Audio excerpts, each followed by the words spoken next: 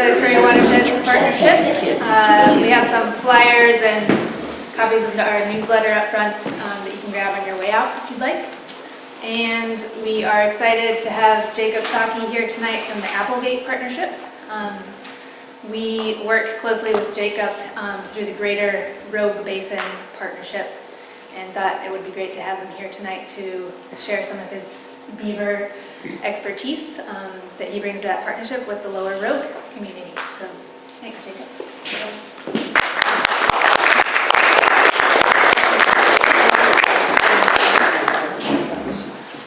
Let's talk beaver. Alrighty. You guys have a beautiful spot. I live in the Applegate. We came down and played on the beach all day. So, this is kind of what I'll go through, and then we'll just shout questions at me as we go, and we can talk for as long as people want to stick around for afterward too. I'll start with an introduction where I came to working with Beaver. We'll move into discussing their role on the landscape, the historical context of Beaver in our area. From there, I'll go into some of the conflicts that beaver cause when interacting with human habitation, and then we'll talk about the toolkit for resolving some of those conflicts and where we're at right now in the state with beaver management. So, an introduction. I was one of those skeptical kids watching my parents plant trees, and now I live on the same piece of dirt in the Applegate, and I have two little skeptics.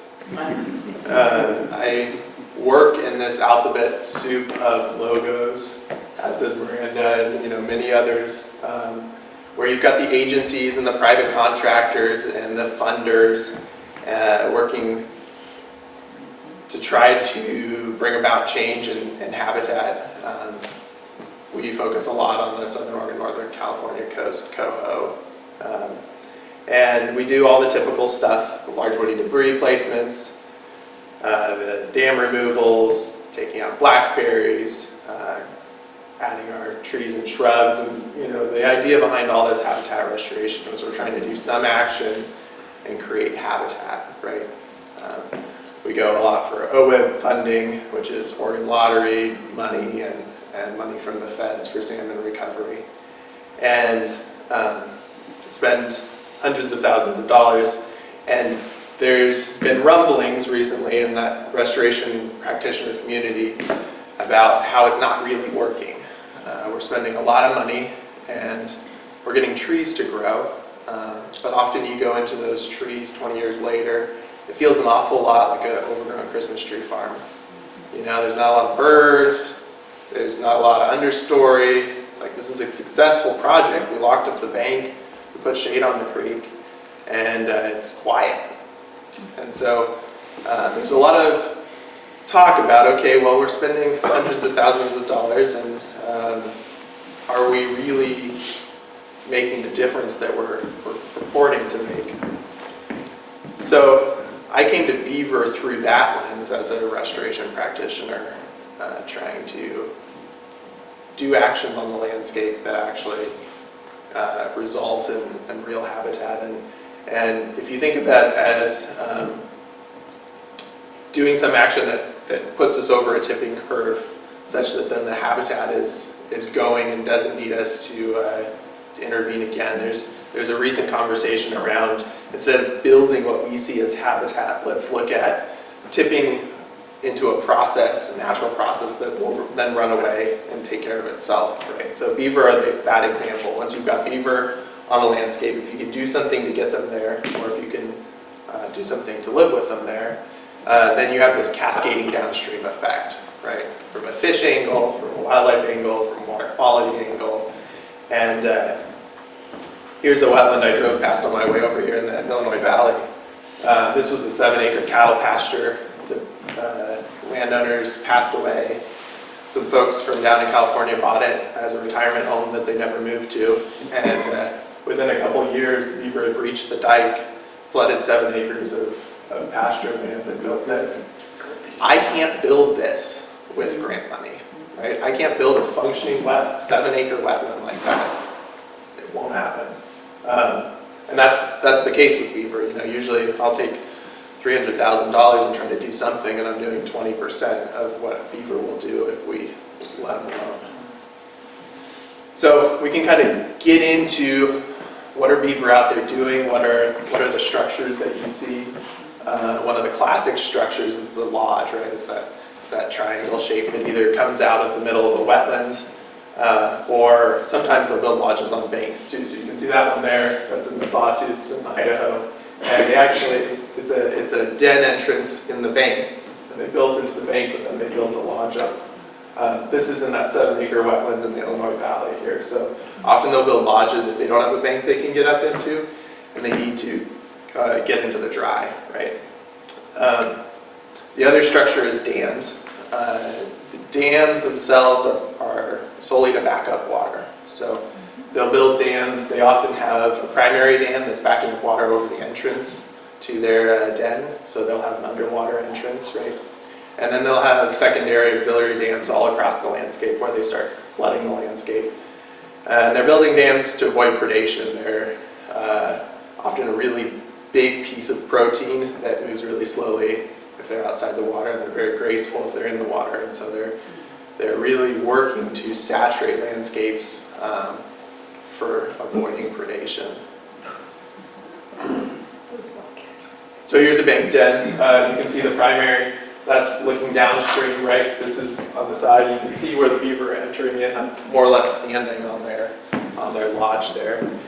And if you crawl up in one of those, this is what their entrance looks like. If you duck up in, it's a pretty nice little cavity. It smelled good in there. They had some willow and green canary grass, and that's often what you see. Primarily, beaver are denning up in soil like that. Often you'll see a dam, and you'll see a big old mature deciduous tree, right, like some big leaf maple or something, and they'll be kind of up in the root crown of that.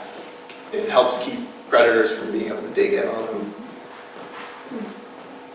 Other typical beaver sign, they're very much creatures of habit, and so if there's a good path to the water, they'll use it over and over and over again. And this one's kind of interesting. This was in West Lynn and outside Portland. They're starting to invest in it to the point where they're digging it into a canal.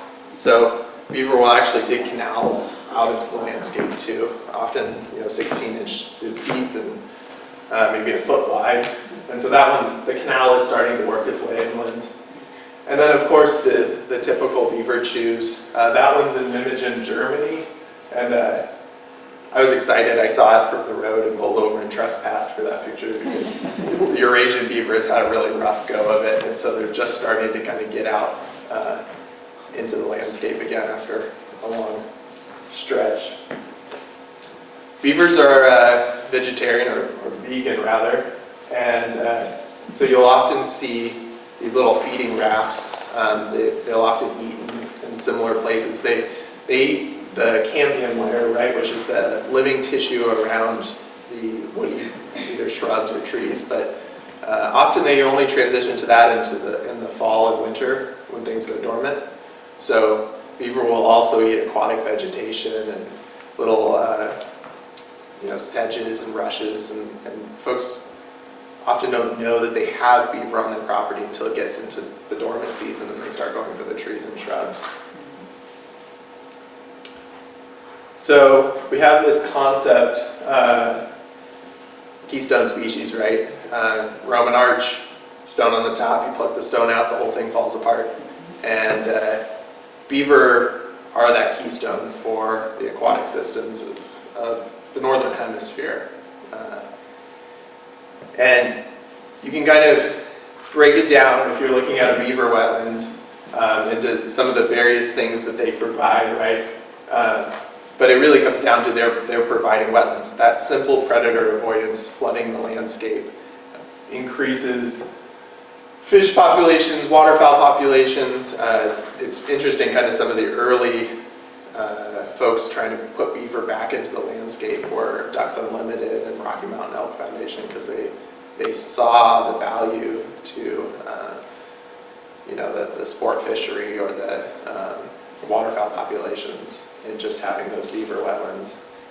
And so there's been this push to looking at beaver on the landscape as a bit of a resource. On the arid east side, we've got a lot of streams like this where they've been incised, overgrazed, and disconnected from their floodplain. And here's one where beaver are starting to make a comeback, and you can kind of see as that dam is starting to push water back up out on that floodplain. It's not up to the old floodplain, right? But it's got this little bit of floodplain started, and you got the willow just starting to come back. So there's a lot of folks on the east side of our state working to try to facilitate that. Here's another one where it's actually effectively starting to broaden out that green line, right? And we're building fake beaver dams to that effect too. So in streams where it's heavily incised and beaver have a really hard time gaining purchase, it's a velocity barrier, right? There's just too much water moving too quickly. You can go in and build beaver dam analogs. There's a hydraulic post pounder. You put a couple of these through a reach, and there's a really excellent project called the Bridge Creek Project near Prineville where they did this, and then the beaver came in and they occupied all the beaver dam analogs, and now the whole system is kick-started. So that's kind of a good example of, okay, what can we be doing with restoration dollars where we're coming in as humans and we're doing one thing, right? And we're getting a crew out and pounding a bunch of posts into a creek, and then we can basically walk away and beaver take over the system, and in a couple of years we've got something like this going on. I like to mention this book. So, this picture is that's a beaver down here in this corner, and that's a muskrat. So, turn of the century, this family was in the Alberta wilderness. He's a fur trapper, and he moved to an area where there had been a wildfire in what used to be a beaver wetland. Beaver had been trapped out, and so it was a pretty rough spot. And he needed muskrats because the big fur that he sold was coyotes, and he knew that the muskrat brought in the coyotes. So he came in and with his son built a series of beaver dams all across this burned out wetland. And he describes it in his book. His book is more or less documenting homesteading in the bush, but he describes building these beaver dams because he knew, well, there's no beaver here, so we've just got to act like a beaver if we want the muskrat coming in, and we want to be able to trap coyotes. And eventually, he was successful in getting the wetland back, but he got really sick of building and maintaining beaver dams, and he got the Canadian government to give him a couple, and he seeded this area with beaver, and then it's a cool story because he was out there documenting habitat restoration from the point of view of trying to make it productive for fur before a bunch of biologists like myself were out there with our beaver dam analogs. So did he, I think you said in the end, he put beavers in, beavers were put in that wet. Yeah, and he ultimately started harvesting the beaver too. So he had kind of a big enough population that he was harvesting beaver and coyote and the muskrat. So There you go. yeah, it was a kind of a cool sidebar to the story, but that's what he obsessively did. So if you look at the old trapper journals and maps for our area, often you see this. You see a necklace of beaver ponds right there. And you read the journals, and there was no free-flowing creek, like an enormous fly fishing catalog stream was this babbling single-threaded brook. These were anastomatose, messy. They were systems that it was really hard to get across, but there was a lot of fish habitat, and the water moved really slow. And I think it's hard to overstate how much our landscape has changed since beaver trapping. And in my area, it's a big gold area. People came in for gold in a big way, and then they came in for timber. The Applegate Valley had a bunch of sugar pine. They came in and they cut all the sugar pine and thinned it or lathed it down for the pear packing boxes in Medford. But before gold, there was beaver pelts, and that was really the original resource that drove Europeans into the West Coast. And it was literally the currency of the land. Hudson Bay Company would make up these tokens, HBs, or MBs, made beaver. So like a gold standard, these tokens stood in for how many made beaver, how many fleshed out salted beaver hides you traded for that token. And of course it was driven by the classic Abe Lincoln style hat, right? The beaver hat. And this was the first white guy in my area. He came through this whole region here. Peter Skenogden, he kind of looked like a frog. And he got in trouble because he'd killed a couple first people up in Seattle, and he was looking to skip trial. And so the company said, well, we got a job for you. And he was one of the leaders of the Snake River expeditions, where his prerogative was to go down and wipe out every fur bearer between the Snake River and the coast. And the idea was the American trappers, this guy's French, right? American trappers were headed up the coast, and they were going to get to Oregon territory where there was a fur desert and throw up their hands and say nothing for us here and turn around. So it was a border strategy. And so we live in that context of a fur desert. When he was coming through, he kind of camped at the pass that then leads down into Tiller, and he wrote this in his journal. He said, the two of the local bands were warring with each other at the time. May they destroy each other, the more the better. If they are fond of war, let them enjoy it. And we in the meantime will endeavor to wage war on their beaver. And that was very much it. It was every beaver, every river otter they could get a hold of. Europe wasn't much better, and they've been trapped out for a much longer period. So beaver have glands, castorum, and they were treated as medicinal. So beaver eat a lot of willow in the glands. Then they get a concentration of sort of a salicylic acid, which can be treated like an aspirin. And so these glands were worth a lot of money. They're worth more or less a year's wages for a medieval laborer. Beaver have 2 glands, so there's 2 years' wages. And then the hide and meat of the animal itself was a 3rd year. So you had a 3-year wage incentive to go out and find beaver.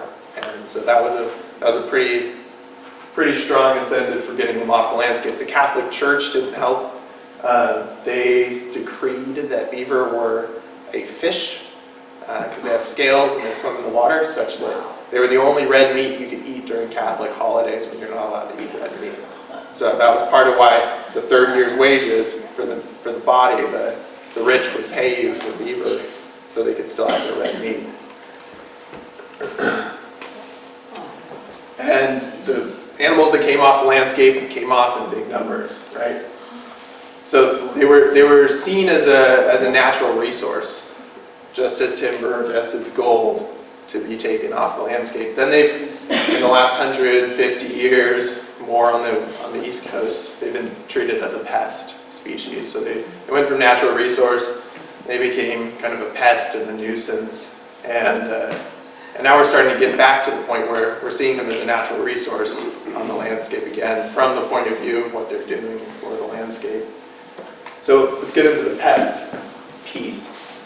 Beaver do a number of things that causes people to be upset with them, one of which is, of course, eating trees. And they kill trees in 2 ways. They'll cut them down, either to build with or eat the cambium off of, but they'll also flood out trees too. And so, you often know you're looking at a wetland before you actually see the water because of the snag gardens. And some folks see this as unsightly. As a wildlife biologist, it's pretty awesome. That's a bat condominium, and you can see the hair rookery that's going on up in the snags there. How many beaver are per dam? I mean, or per habitat area? So they that's a good question. Groups? Yeah, they mate for life, more or less, and they're highly territorial. And so you'll have family units or colonies where you got mom and dad, and then you've got the little ones from last year, and then the little ones from this year. And so the teenagers kind of stick around for a year and help, and sometimes 2 years, and help with the young of the year.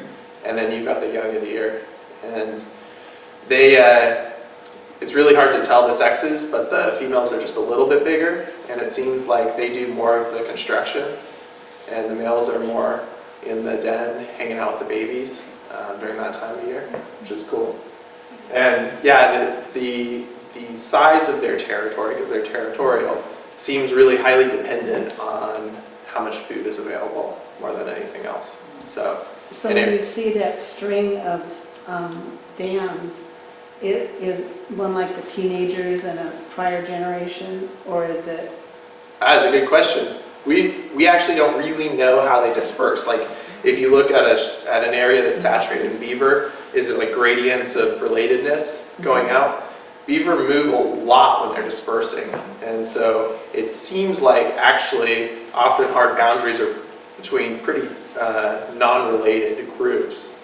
And we don't know when the teenagers decide to go disperse whether they go find a mate and then together they go find a new habitat, or if it's they go find a new habitat and they hang out for a mate. From everything that I can tell, that piece is still a total mystery. Yeah, but they'll co-inhabit, so like a big system, where's that? Like that? Could have a couple lodges in it. And so they could have sort of territorial boundaries within a body of water that they're all working on the same dam. So kind of interesting. Whereas on the east side, you know, one colony may have 15, 25 dams over a stretch where there's not a lot of food. So they're maintaining half a mile of creek on their territory. Yeah. What's the lifespan and the fecundity? It seems to be like a decade. Okay. Yeah, and they have 2 to 4 babies a year. Okay, so a mama beaver could have, does she mature third year? Mm-hmm. Yep, 3rd year. So She could have 14 kits maybe, 15 kits in her lifetime? which isn't that much if you think like No. rodents, right? We like to think about rodents as Yeah. propagating themselves everywhere. But Everybody eats beavers. everyone eats beavers. Yep. So they're pretty invested in their little ones actually. And I think maybe that's part of the reason why you've got such tight family units that stay together for as long as they do. Yeah. Are they pretty fierce if a predator shows up, or can they actually bet, you know, and you get a coyote or a bobcat to back down? I mean, I've seen it, they're pretty big. They're pretty big. They're not very fierce. I mean, they do the tail slap thing, and if that doesn't work, they try to hide. Okay, there you go. And I've moved them, you know, where you catch them in a live trap, and often getting them from the live trap to the gunny sack, they'll maybe hiss at you a little bit, but by the time they've ridden in the, you know, in your car or whatever with you in the gunny sack for a couple minutes, they go to sleep. And you have to kind of dump them out. And you can I handle them with my bare hands, and they're far too trusting of us given the history. That's So, kind of amazing. yeah, they're pretty docile, kind of almost affable once you know, you spend a little time with them. The bee. Yeah. Important thing to remember when wringing our hands about beaver eating our trees is that all these trees are from the landscape that was full of beaver, right? So they all evolved together, and they're used to beaver. We've had coppicing. That's like when a tree resprouts because it gets knocked down, right? Independently evolved in 2 different places on our landscape. In the forest system, we've got oaks and such that will coppice back from fire. And then our riparian areas, we've got native species that coppice back from beaver. So most of the native riparian species are used to beaver eating them, and a lot of the willows actually expect it and will get like long and gangly and start coming over in the wind and are a little less healthy without the beaver coppicing. So there's a kind of a cool paper I read where they looked at phenolic compounds like tannins, the bitterness in the cambium layer, and if a beaver coppices like a cottonwood, the resprouts are a little more bitter than the original tree, and if he goes through and whacks all those down, the next resprouts are way more bitter. And if you keep doing that, it's just an arms race, and they're trying to basically say, move on, right? Which is cool. We're talking about tannins. What about tannin? I've never seen them go for tan oak. Yeah, I saw them go for an instant cedar one time, which was a surprise because you'd think that one would be kind of not too tasty either. It's But like in your teeth. right. Yeah, there's definitely preferred food, and then there's some that you see them eating, and you're like, oh, really? Jasper. Yeah, you're into that. Alder, interestingly, beaver they're not much into alder. You'll occasionally see alder chewed on, but they seem to usually use it for building material. But yeah, cottonwood, love cottonwood, they love ash, they love willow, obviously, aspen if you're up higher country, and then a bunch of the shrubs too. So lots of easy ways to protect. You can use wire. Important things to remember with wire: use welded wire, don't use chicken wire, because this is a 60-pound animal, right? So they'll just smash that right around the collar of the tree and then eat it. And then remember to protect the collar of the tree too, because I've seen folks, make a little column and it sits there, and then there's the root crown all around, and the beaver just chew and it girdles the tree. Other thing to remember, they're pretty tall, so 2.5, 3 feet. If you're in the snow line, you got to think about beaver coming in on the top of wherever that snow line is. And I've seen a lot of trees that were protected and then die later because people forgot that there was a ring of wire around them and it girdles the tree. So leave room to grow. Here's a couple from walking around that didn't work. So that one's next to a very popular bike path in Portland. And they'd use chicken wire, and the chicken wire was smashed down around the base of the tree, and then the beaver had tried to eat it and had hit that T-post that had grown into in the meantime. And so it's this really awesome hazard tree that no one knows about right next to the trail. And then this one is in eastern Oregon. They used cattle fencing, and you can see the beaver took a 4-inch scoop out of that tree all the way around, because 4 inches is just enough to get a beaver head in and take a bite. Another method, which is a lot, I enjoy this method more, is you can mix latex paint and sand. So clean, dry sand, dump it in with latex paint. You can go to whatever your paint store and get the reject paints that are cheap. If you don't really care about the color, you can go for something that matches. This is more or less the recipe, right? It's as much paint as you can get in the sand and still get it up on the tree, right? And you're making a rubberized sandpaper. So beaver will go through and they'll kind of taste trees. Remember, they're territorial. They've only got a limited food supply, and so we don't really understand what they're doing, but it looks like they'll pass up the tree for years and years, and then one time they decide to take it. But you'll see little nips occasionally on trees they've passed up, and when they bite into this sand and paint, they leave those trees alone. So this is another great way to do it. Again, 2.5, 3 feet. Doesn't work on saplings. Anything where a beaver can go through and in one bite it's down, it's not going to work. So you're going to have to protect those with something else. And here's a couple examples. These folks didn't care so much about the color. These are just ones that I've seen as I've been running around. That's at the casino in Cow Creek. And here's an example of if you really care about the colors. The one with the orange has been fully painted. See the orange flag? And they came in with black highlights. They painted it like a tree. Yeah, you can't tell. And what if the beaver can't tell either? I mean, Well, they're still going to get that sand in their teeth, so yeah, hopefully. But yeah, so if you've got like a city park and no one wants to see a purple tree trunk, you don't have to go that route. So it's nice because you don't have all this gangly wire wrapped around trees.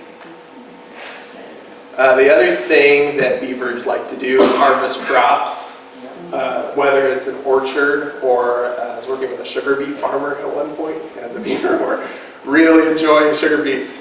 So electrical fencing works really well if you think about it. What kind of animal do you want to control with electrical fencing? Well, ideally they're wet and they're dragging their belly along the ground. So just 2 bare lottings, more or less, I forget what I say here, yeah, 6 inches in 10. And put a little red snapper on it that you get from the Grange, and it works really well. The thing with that is that you have to maintain the vegetation under it, right? So you've now got a fire danger if you're not weed whacking under it or whatever. All right, culverts. So if you're a beaver and you're looking for an effective spot to dam, and you see a pre-built dam and there's one hole that somebody left, that's a pretty good spot to put a dam and flood the whole place. And so beaver target culverts and target undersized culverts, and we have a lot of undersized culverts. It's one of the things that gets them in a lot of trouble. They also flood areas that aren't adjacent to roads. This was a fescue field in the Tualatin I was walking, and this guy lost 7 acres of production of his fescue crop to beaver damming. It was cool. It was making a wetland. We startled 100 some odd waterfowl off of it when we came, but this farmer wasn't too thrilled. So you've got a number of devices you can build to trick beaver. They're generally termed flow devices, and there's 3 main types: flexible pond leveler, trapezoidal culvert fence, and then kind of the bastard child of the two, where you're putting them together. So we'll kind of get into those. This one, beaver will obsess over a leak on their dam, right? So if you notch a dam, often the dam is fixed the next day. But you can hide the leak way out in the middle of their pond, and they'll never think to look for it there. And so what this device does is you've hidden the leak right here. You've caged it so that the beaver never swims close enough to tell that there's water leaving there. And then, like your drain in your bathtub, right? You're setting the elevation of your impoundment at whatever elevation you put this pipe through the beaver dam. So that's what I have the little model of up there. And it's more or less, we're now controlling so that the beaver can't get the impoundment up to some point where it's causing problems.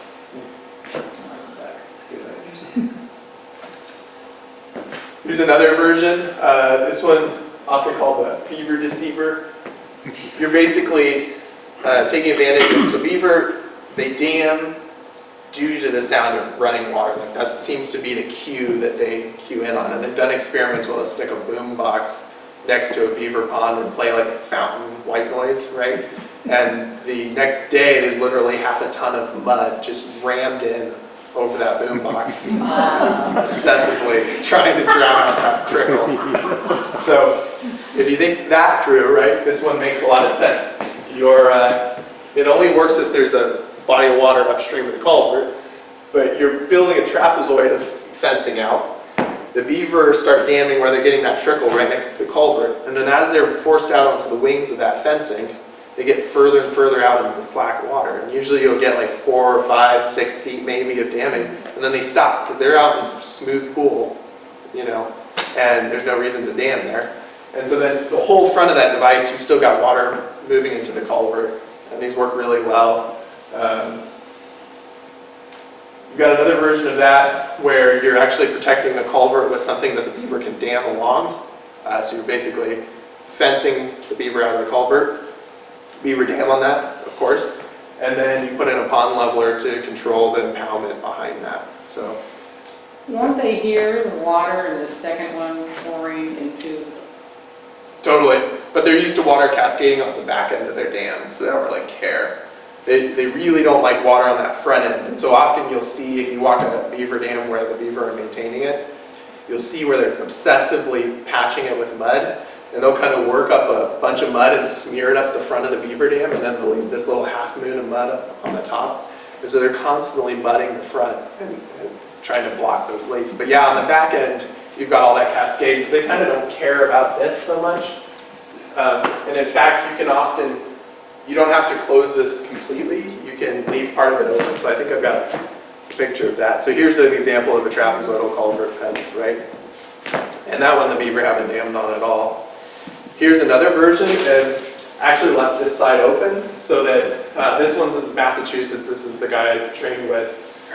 He has snapping turtles, and he was having a lot of snapping turtles, having a hard time navigating his devices. So he started leaving a route open, and the snapping turtle will head upstream and try to find how to get out, and then they'll end up on dry land. And beaver never move up onto dry land to come back into the water to dam. So you can actually leave part of this open as long as it's up on dry land, and it's still totally effective. So the turtles go out and in again? Yeah, so he's got a bunch of cool game. That might be a game cam up in there, where the turtle will come in, they'll be like, ha, ha, ha, ha, and then they'll come out, right? So this is facing downstream, so it's for passage of animals back and forth. We live in salmon country, so some of these are a lot trickier, and usually what you end up doing is a lot of pond levelers, because those ones are less, you can't really fence out streams here, so you got to be a little more creative. Here's a version of the pipe-in fence. But the fish-friendly version of that, right now you've got a bunch of fencing in a creek, okay, we can't get fish up through that. But you can build a beaver dam analog. Remember that picture from earlier where the posts pounded and you kind of make a shoddy beaver dam? And then Beaver will build on that instead of building in the culvert. It's kind of a fun strategy. Sometimes if you need a beaver dam to be somewhere else, and like, well, if it was 6 feet upstream, it wouldn't be a big deal, but I don't like it here. You can go and take the entire beaver dam out and then do your sort of terrible impression where you want the beaver dam, and they'll show up that night and I guess be embarrassed by what you did, and then they'll fix that, and then that'll be the new dam, right? So you're kind of doing the same thing. You can protect a culvert by taking the damming out of the culvert, move it into an arc upstream, and give yourself some anchors like T-posts or whatever, right? And then the beaver build on that, and then if the impoundment gets too much, you can throw a pond leveler in. And so then it's just a normal beaver dam that fish are moving through like they do. These are some things to consider.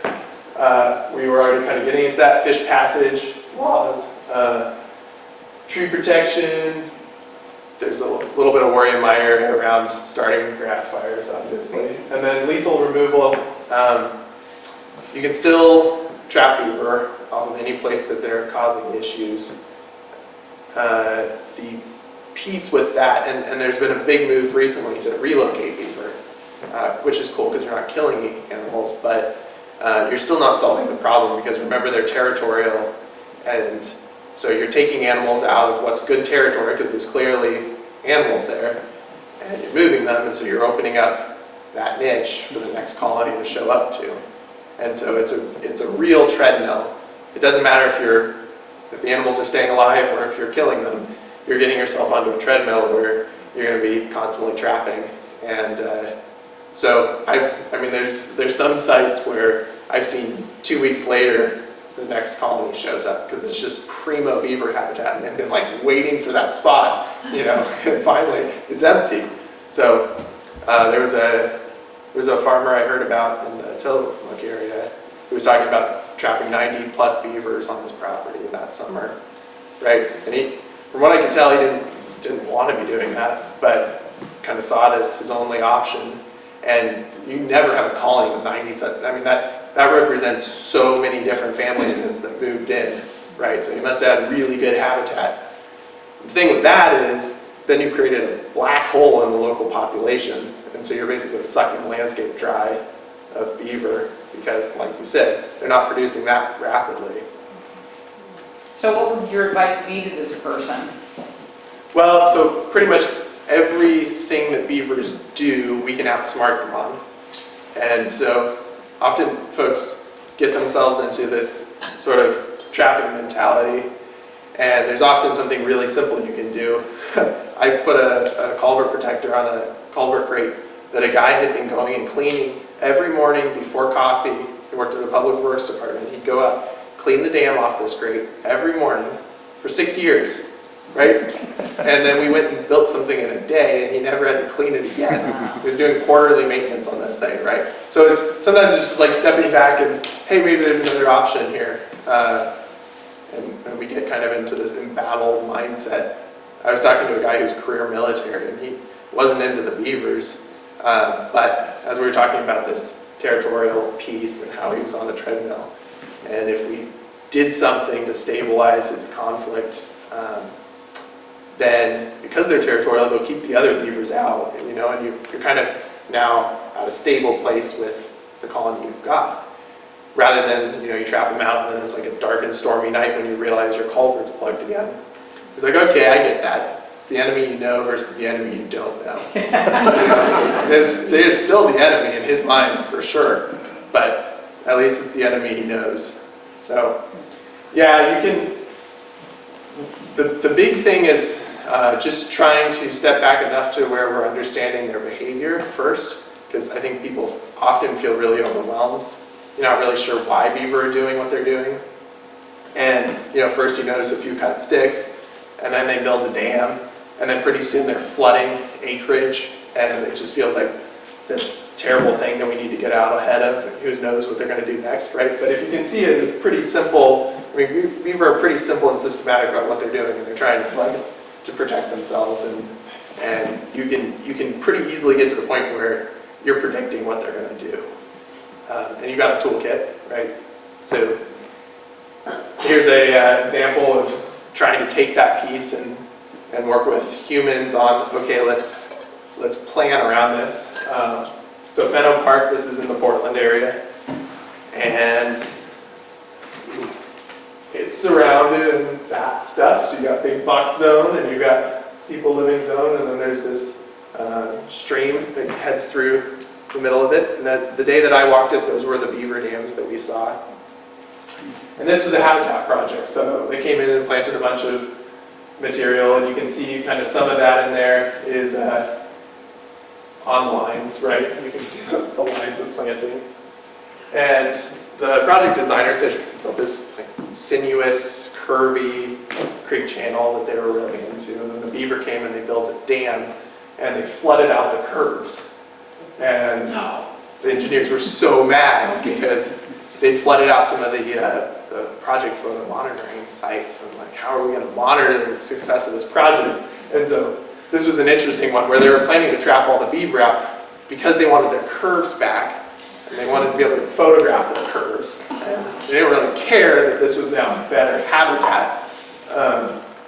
So there's a bike path, obviously, that's a lot harder to bike on right now.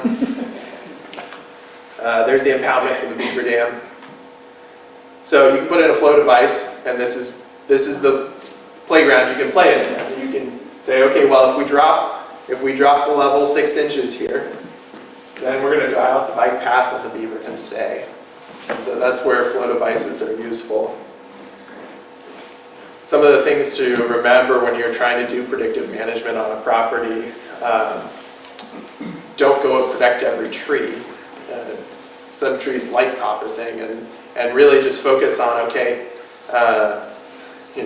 the grandpa's apple tree in the front yard that won't coppice and everyone will get really, really upset about, and leave the willows alone. Especially in city parks where they've got, a set number of shade trees.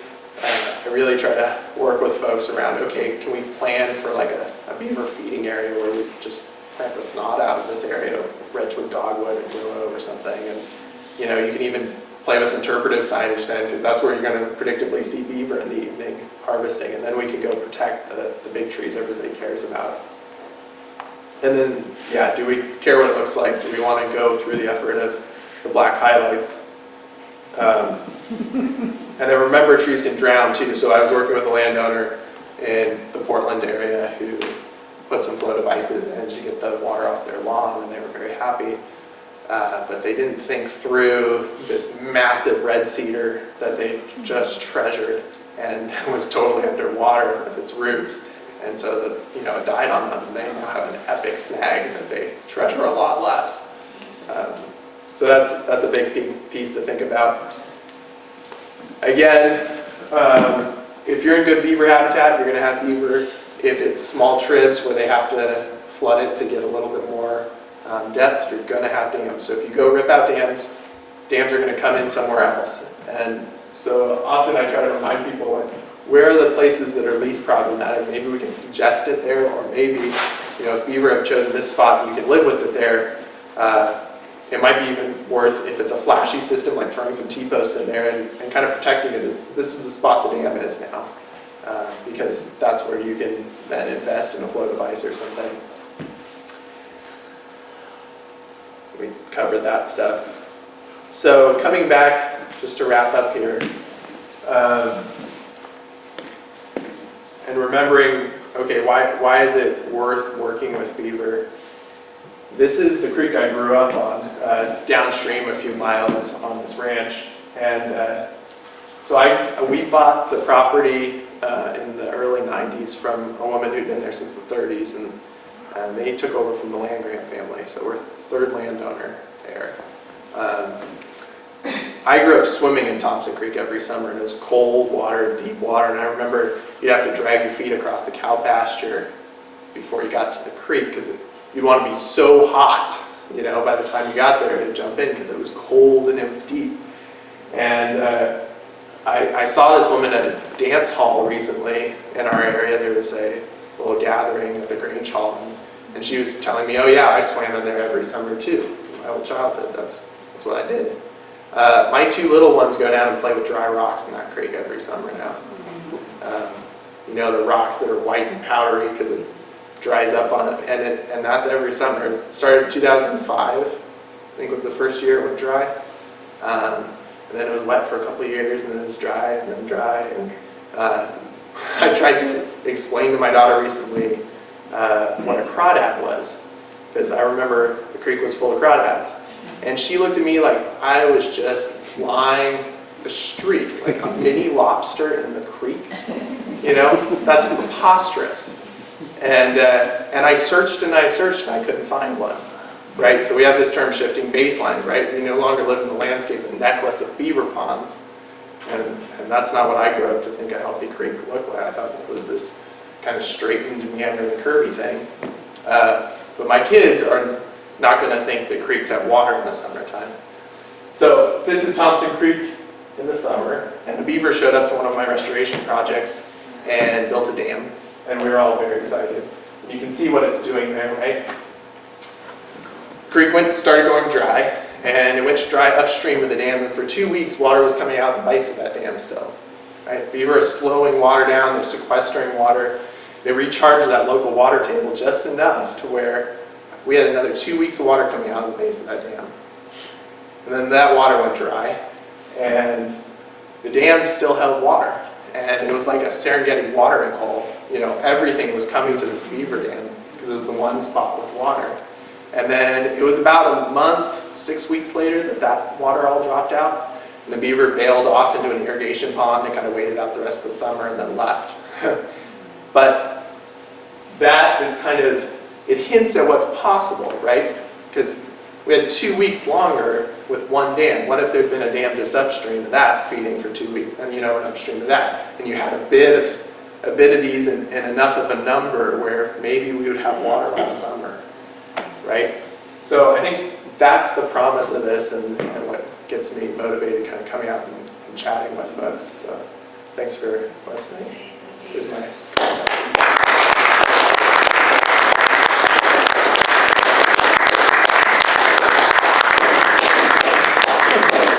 questions. Yeah. Do you have any bank beavers up in your country? That's what we have mostly down here. Yeah, most of them live in the bank. Totally. So in my area, so you can take a beaver colony that's been living in a river, never dammed, never built a lodge, just lives in a bank, hangs out, eats willow, right? And you can move it up into the mountains into a small trip. And that colony is, generations of never building a dam will start building a dam the next day.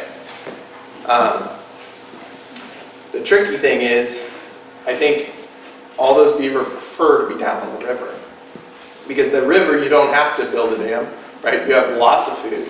There's always deep water. It's pretty easy to build a bank den.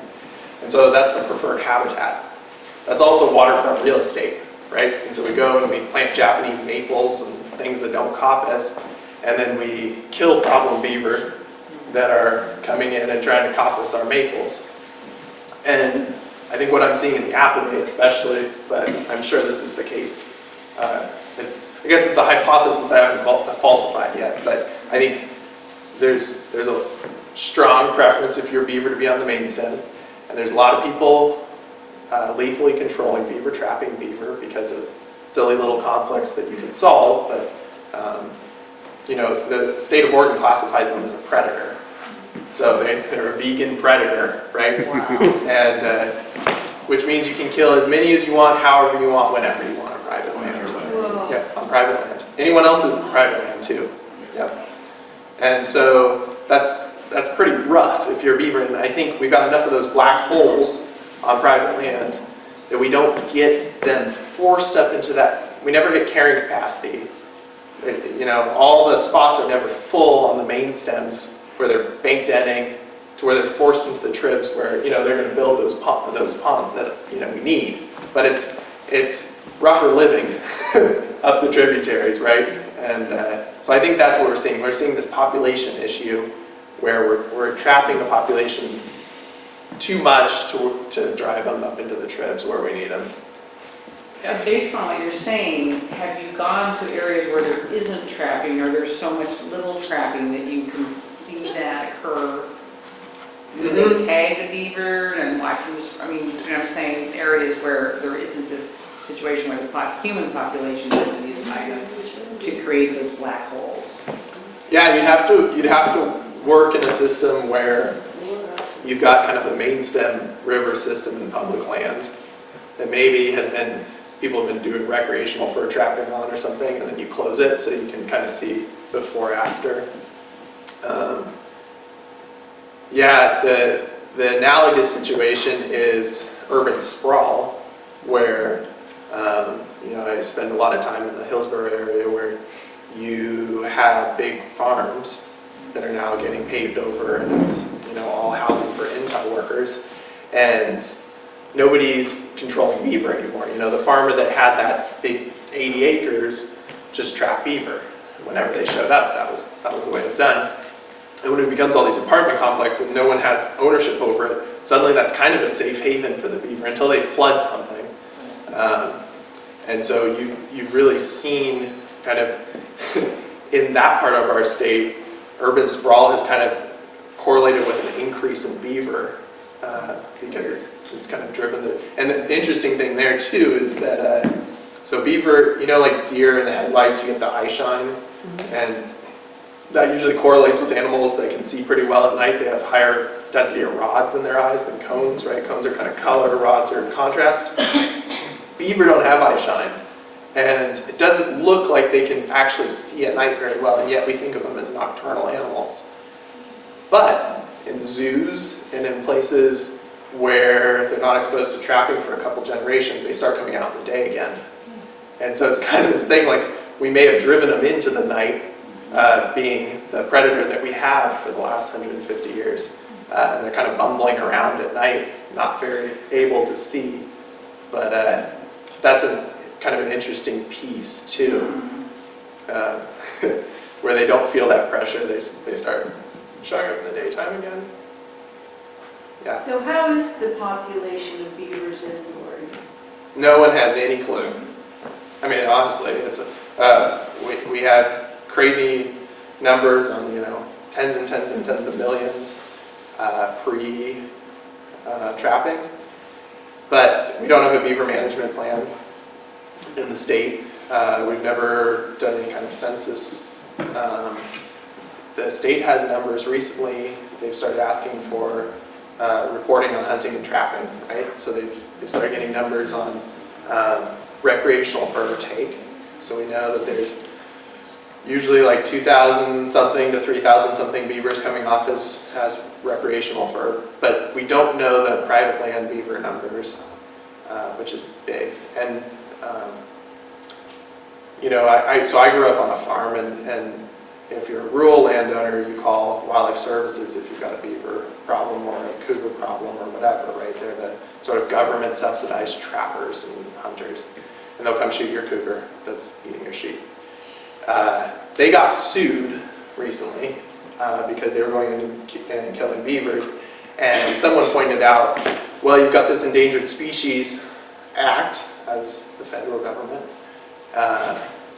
22 of the salmon recovery plans for the West Coast, there's like 28 of them, 22 of them call for beaver on the landscape. And often as a higher priority action than any of the stuff that I do as a watershed council, right? More important than planting trees, is more important than throwing logs in the creek, is just getting beaver there. And so somebody pointed out, okay, you, the feds, have the Endangered Species Act. You've got fish that are reliant on beaver for recovery, and then you, the feds, are going in and trapping out beaver and draining these systems. And so is that not a take against the endangered species that you're purporting to protect? And Wildlife Services stopped trapping, didn't even go to court, it went to arbitration, and they're trying to figure out what they're going to do about that. But on private land, you can still hire an exterminator. So rural landowners call Wildlife Services. If you're in the city, you call like 1-800-NO-BUGS, has been my experience, right? And the exterminator crowd does a lot of beaver jobs. And I've talked to ones in Portland, and they're like, oh yeah, we do a job a week, right? And there's no reporting right now on that either. So we don't know numbers, and we don't even really know how many we're killing. We're the beaver state. We have 2 sides to our flag. We're the only state in the nation that has 2 sides to our flag. We've got beaver on one of them. But yeah, we have What's on the other side? I don't know. our seal, Our seal. overly complicated things. No one, yeah. Is there a heavy beaver population here on the river? The biggest, I come from Central Valley of California, and the beaver weren't really big, but the one I saw here must have been 60 pounds. It was huge. That's how big they get usually. It's Is like that 6. normal? Mm-hmm. Yep, the big I thought it was females. a stunt. Yeah. Just immense. Yeah, California is interesting in the beaver world too, because for a while the state insisted the beaver were not a native species because They were not what? native to California. Oh, I mean, up until, 3 years ago or 4 years ago, and they insisted that because they one of the godfathers of ecology, this guy Joseph Grinnell, he did the Grinnell journaling style, and he was a meticulous note taker. Well, he came through and he set the baseline. Everybody goes back to the Grinnell journals to be like, okay, what did it look like in this habitat? Yeah, he set the baseline after beaver trapping. And so the state didn't believe that there was beaver in California because they'd already been wiped out. And so they had to do this whole effort where they went through all the indigenous place names, and there's, however many hundreds that mention beaver, and then they did an archaeological dig on that old dam, at the base of an alpine meadow. They hit the old dam and they pulled up beaver sticks, and they had to do all these different things to finally prove to California that beaver are native. So now they're accepted as native, but you're still not allowed to move them legally. They were considered a nuisance. Yeah. Well, and here they're a nuisance too, right? That's why they're classified as predator, so that it's really easy to get rid of them. Because they're creatures of habit. Right. Oh yeah, it's so easy to trap a beaver, and they're territorial. So all you have to, there's 2 different ways. You notch their dam, and you know that night they will be right there patching that dam, or you put a little bit of foreign beaver scent out, and they come to investigate it because they're like, who's in my? Yeah. So yeah, they're not very hard to get a hold of. Yeah. I'm kind of embarrassed to ask this, but would a mountain beaver or a boomer, are they a beaver? No, they're Apledontia. They're kind of their own little thing. Gopher? They don't have a really good close cousin. aren't they like a big rat? No? Yeah, they live. They look like cute little giant gophers. Yeah, big orange teeth. They're cute. Yeah, they have the big orange teeth, but they don't eat trees or shrubs. So they're only eating, I saw one obsessively harvesting ferns one day, right? And then like drug it all back to its burrow. The timber folks hate them because they eat reprod in a big way. And they burrow. They're really, really wonderful creatures. And they do a lot of great habitat. I mean, they're also a keystone because they aerate the soil. They know all these tunnels and everything that goes in them. And I mean, they're part of the forest, and they evolved here. Yeah, that's the other piece. They're a piece on the landscape. They're very cool. Yeah, they are, and they're kind of rare in that they've been prosecuted too. Yeah. We have. I'm just curious, I live on a creek, and I'm wondering why the beaver is doing a dam, because it's not going to flood out anything, and then when winter comes, it washes away anyway. Do they hibernate? Is that? They don't actually hibernate even where it's super cold. Well, he seems to be in like trees that are in the water that are sticking out. That seems to be where his little den is. So Oh, interesting. do they do that, or do they, because I guess they're bank beavers, I don't. Yeah, often, so if there's trees down in the water too, often I'll see it, they'll build their bank den kind of up in where those trees Yeah, kind of nexus with the bank. so they just For do that the cover. dam in the summer to give them more?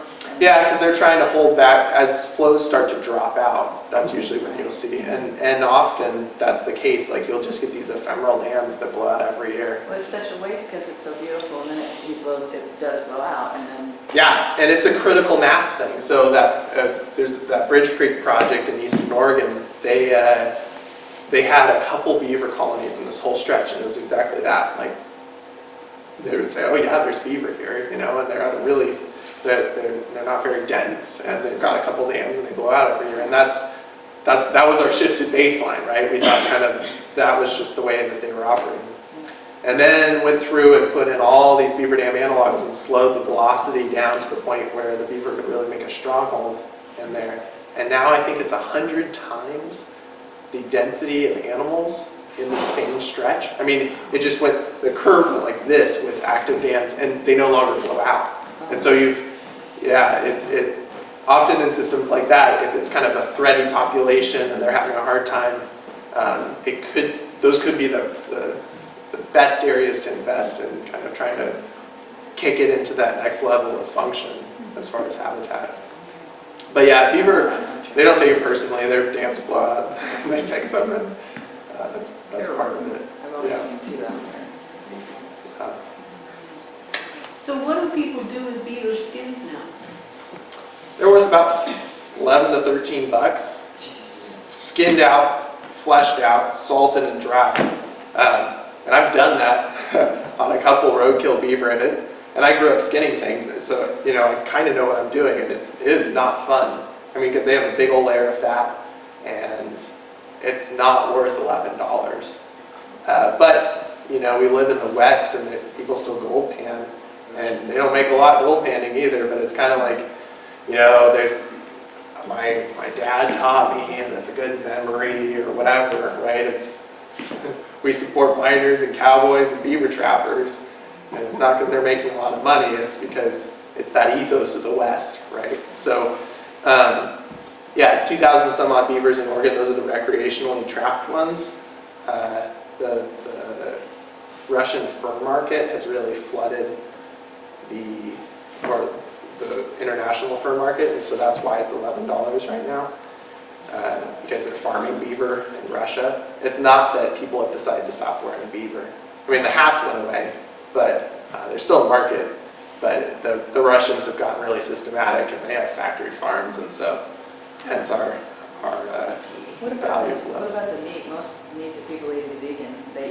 The animals are vegan, so is beaver meat good? I've heard it's delicious. I've never had It's one. clean. Yeah, exactly. They're not a carnivore. It seems like a waste to trap them and then not eat meat. Well, Yeah. Well, so the funny thing there, the Takelma in my area ate beaver, and Ogden came through my area and he was hopping mad because I guess they roast them, and so they'd singe all the hair off as they were cooking the beaver. He's like, "What a waste!" You know? He's leaving like skinned out beaver carcasses all across the landscape. So, yeah, I've heard the tail especially people like to talk about because it's really fine fat in the tail, and so roasting the tail.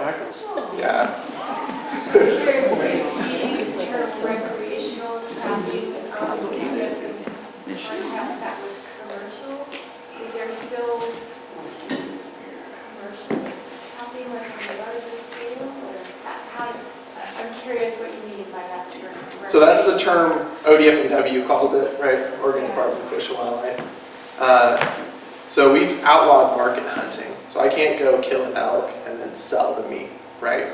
And that's basically what we did in the bison. We were market hunting animals for restaurants. And so that was a really good thing that happened.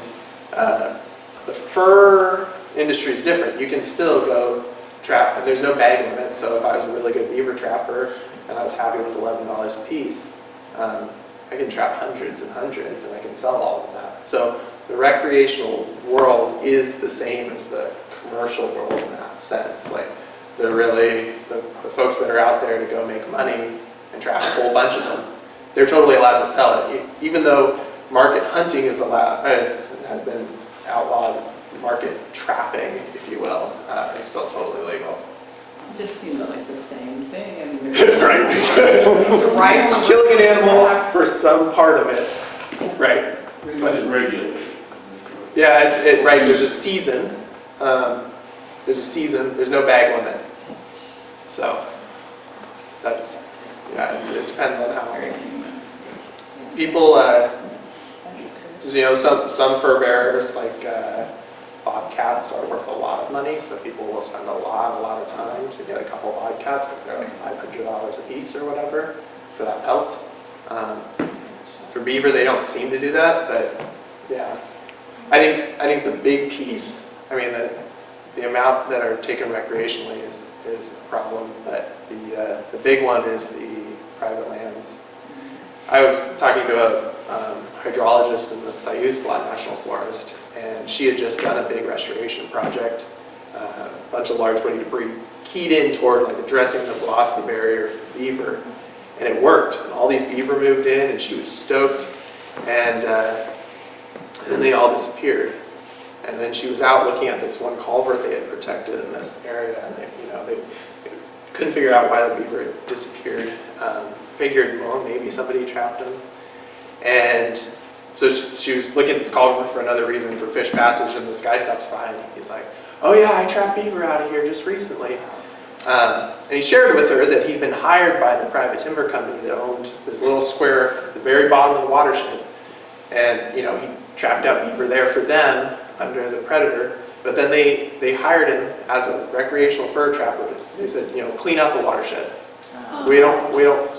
So he was paid to clean out public land, right?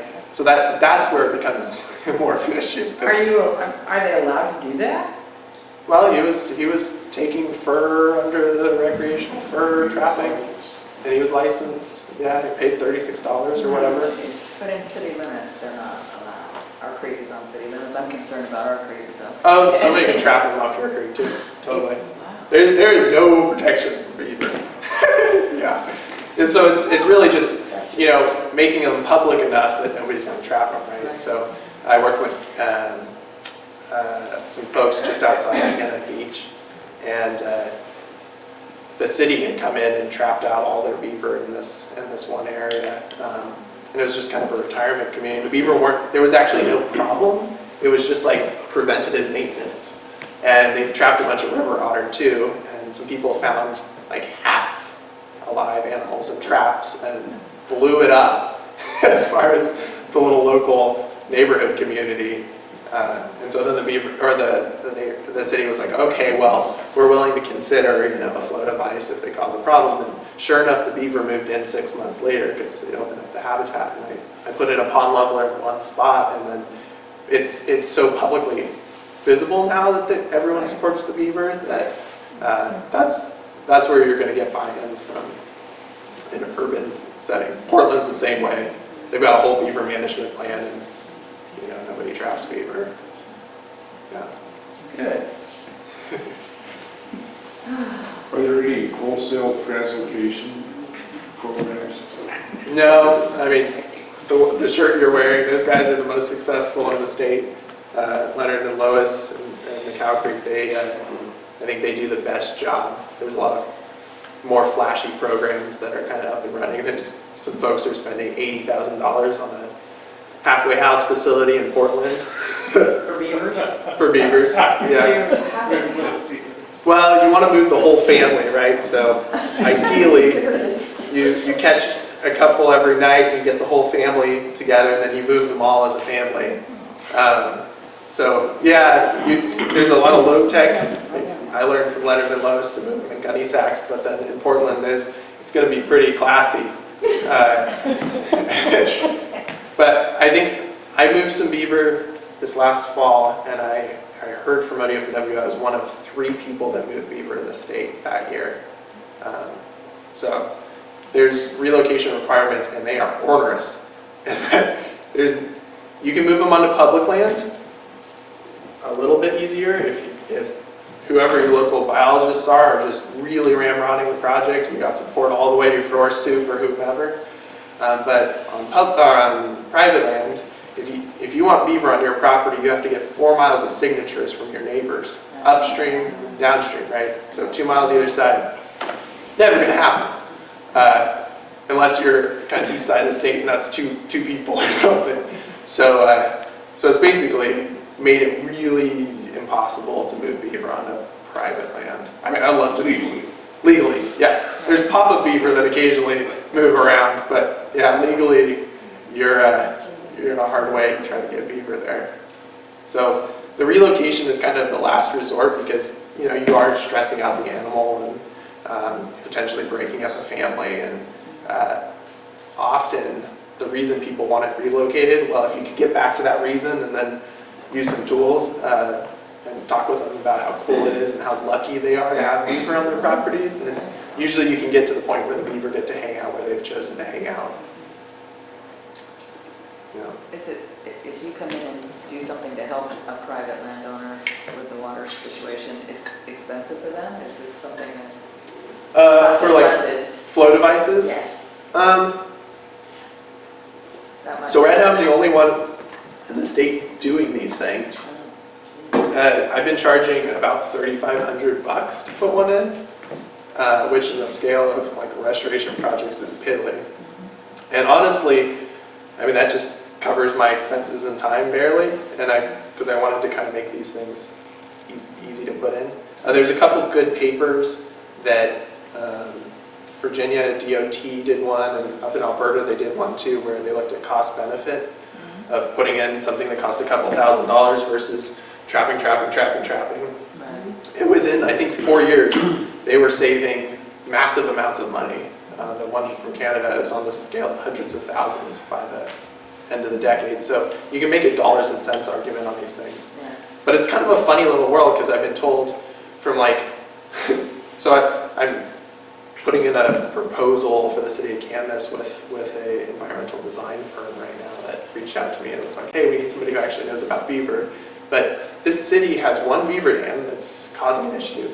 And they put out this request for a proposal. They expect to spend anywhere between $100,000 and $200,000 to fix it, And so when I come up and I'm like, $3,500, I'll fix it, no one takes me seriously. So it's this goofy, funny thing where these things aren't engineered stamped. They're kind of a noodly thing that you throw in and they work, but you gotta have to maintain them, and And so it's this funny place. You need a patent. Yeah, right. Serious. Something that makes it seem more serious, Yes. right? No. And expensive. It's hard to I'd rather pay $20,000, so.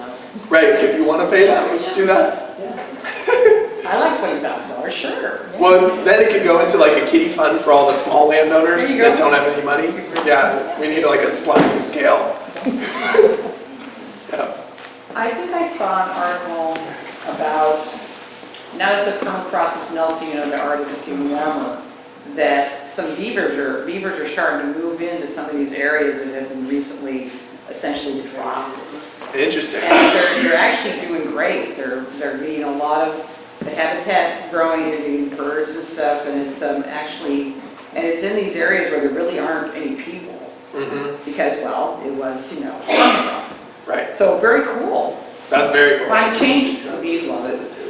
Yeah, I was talking to this guy who's a UN scientist, tried to help draft the Paris Agreement at one point, and he was saying, in his opinion, there's the two things that we could do that are low tech and really efficient at, if you're just looking at carbon sequestration, you're not looking at water, which is the big one for beaver, or habitat resiliency, but just carbon, wetlands are one of the most effective ways to store carbon. And his piece that he was really pushing was, okay, the two things we need to be doing are we need to be charring massive amounts of wood, like small diameter, because that's locking up carbon forever, and we can use that to build soil, and then we need beaver dams on them. And those two things on terrestrial, not in the ocean, but on land, those are the two most scalable, low-tech things that we could do that would actually have an impact is beaver dams and charm. So yeah, right now there's no value around that beaver dam that's sequestering carbon. We're valuing all these other things that people build, but at some point there needs to be a scheme. I'm really not into the carbon credit trading scheme. They're all kind of shell games, but somebody needs to value that acre of beaver wetland because it really is doing good work, and there's no value around it right now. How about fire? Been any studies showing fire benefits? There's that, so Beaver Believers, the film, she leans in pretty heavily on the fire angle because when you get systems that are more than just that little thread, and like my thread that dries up now, and you get them in these broad, messy complexes of dams and flooded landscape, they act as fire breaks. And so they highlighted one of the big catastrophic fires up in eastern Washington like 4 or 5 years ago. Some people died on. It was this huge raging fire, and went into this area where you had a beaver dam complex from folks that had relocated animals there, and the whole thing served as the fire break. And the beaver were still there, and it just stopped this fire clean. So yeah, I mean, that's another angle, right? If you imagine a landscape saturated by tendrils of beaver complexes, that's a landscape with a lot of fire breaks. It's kind of one of those interesting things because they were so much a part of the landscape, and now that they've been pulled off, and we're kind of scrambling with all these repercussions that we don't know or don't realize tie back too well. If we can get the beaver back out there, I guess that's a keystone piece. And I think one of the interesting things you brought up that I see quite a bit is the concept of whatever you see is the way it's always been. Mm-hmm. And your comment about California not believing beavers. And so we're seeing an operant landscape, which we think is actually, quote, pristine or close to the original. Like when you walk through the forest or you walk up the road, you're thinking that's the way it's always been. But in reality, the beavers, without the beavers, the whole watershed and stream catchment and water system and water table and everything is very different. Eastern Oregon is a really good example. Because it's stark. In Eastern Oregon it's really stark, but it's just as true here where it's wet and lush and looks like it's super healthy still. But we're still walking in impoverished, depleted, the repercussions of a fur desert. Yeah. Right? Yeah, we still live in that place. Yeah. Cool. Thank you.